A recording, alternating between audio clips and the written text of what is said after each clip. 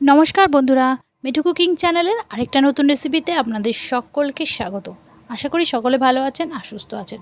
ঘেটকুলের যে ডাটাগুলো থাকে সেই ডাটাগুলো ফেলে না দিয়ে আজকে তার দুর্দান্ত একটা রেসিপি বানাবো। যারা যারা ঘেটকুল বাটা করে ভাবেন যে ডাটিগুলো কি করা যায়, তাদের জন্য আজকে রেসিপিটা।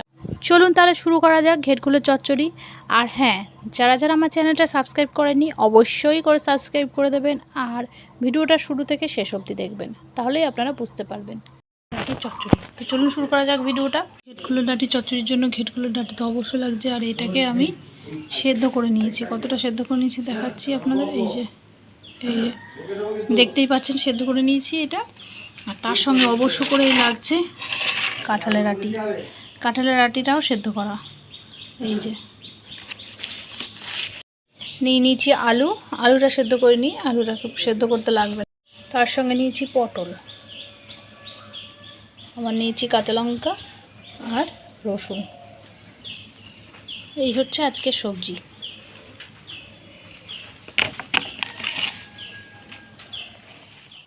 চলে এলাম পরবর্তী স্টেপে। গ্যাসে একটা কড়াই বসিয়ে দিয়েছি, গ্যাসটা ধরিয়ে দিলাম, দিয়ে দিলাম বেশ কিছুটা সরষের তেল। হয়ে গেছে। এবার ফোড়নে দেব কালো জিরে। কালো জিরে একটু বেশি পরিমাণেই দেব।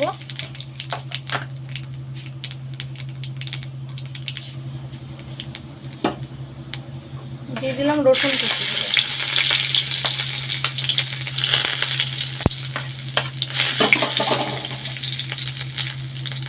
আর দিয়ে দেবো কাঁচা লঙ্কা।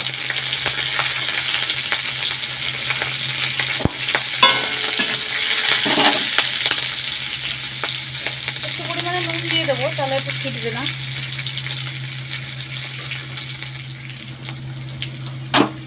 এবার এর মধ্যে পটলটা দিয়ে দেবো, আর দিয়ে দেবো আলু।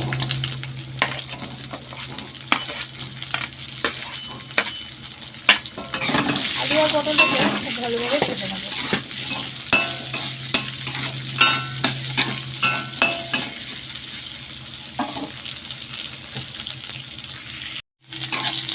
হয়ে গেছে ভাজা। এবার এর মধ্যে দিয়ে দেবো কাঁঠালের আটি আর ঘেটকুল দিয়ে দেবো।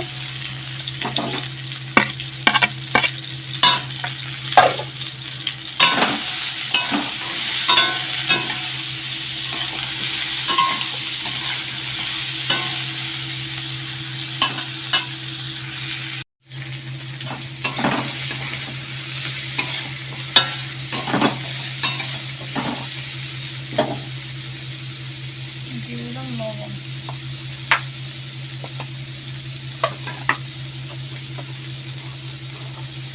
আর দেবো হলুদ।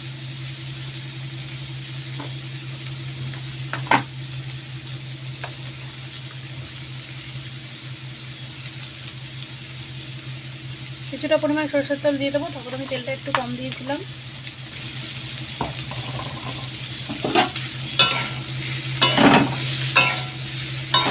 এগুলোকে খুব ভালোভাবে ভেজে নেবো। এই রেসিপিটা কিন্তু একটু ঝাল ঝাল হবে, তো যারা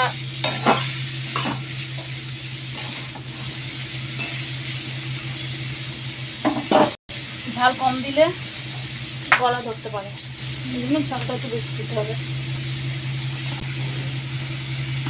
কাঁচা লঙ্কা তো দিয়েছি, দেবো আর একটু শুকনো লঙ্কার গুঁড়ো।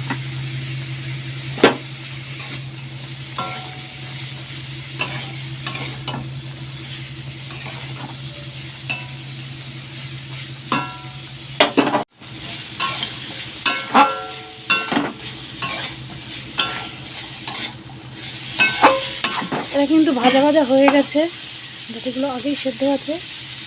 এবার এই মতো অবস্থায় একটুখানি জল দিয়ে দেবো। হয়ে গেছে ভাজা ভাজা, এর মতো অবস্থায় এবার পরিমাণ মতো জল দিয়ে দেবো।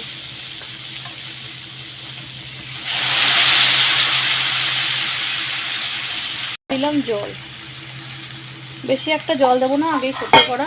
আর কেউ যদি চান তো তাহলে সর্ষে বাটাও কিন্তু এর মধ্যে দিতে পারেন। আমি সর্ষে বাটা দিই না, আমরা এইভাবেই রান্না করি। এবার এটাকে ঢাকা দিয়ে রেখে দেবো 5 মিনিটের জন্য।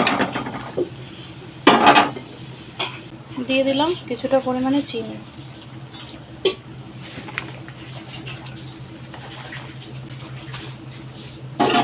তো চলুন, এই তরকারিটা তো এই অবধি হয়ে গেছে, এবার ঢাকা দিয়ে 5 মিনিট হতে দিই।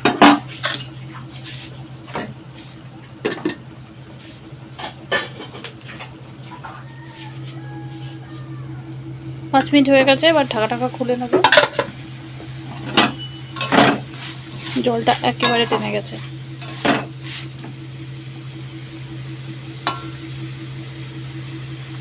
সেদ্ধটাও হয়ে গেছে।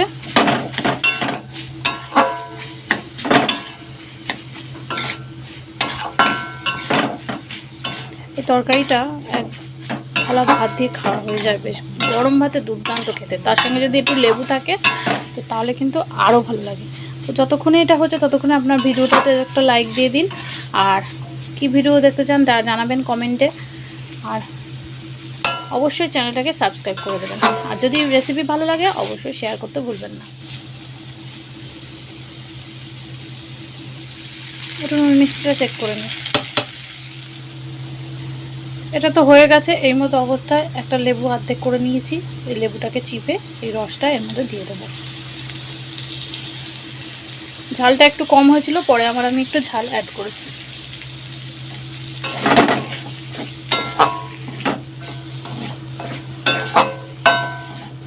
এবার গ্যাসটাকে অফ করে দেবো।